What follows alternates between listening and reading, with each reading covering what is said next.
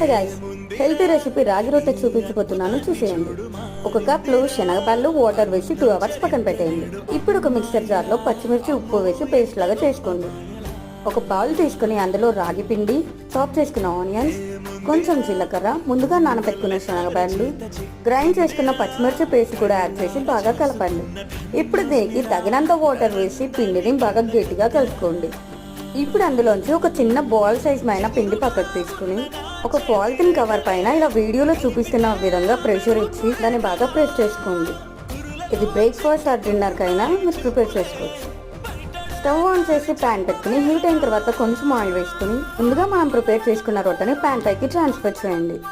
దీన్ని 2 sides flip చేస్తూ 2 sides మనం కొంచెం ఆయిల్ వేసుకుని చపాతీలాగా బాగా కాల్చుకోండి. ఇది ఇలాగే ప్లెయిన్గా తిన్నా బాగుంటుంది, లేదంటే కొంచెం కర్డ్, సాల్ట్, జీరా పౌడర్ వేసి బాగా మిక్స్ చేసుకుని డిప్లా అయినా తినచ్చు.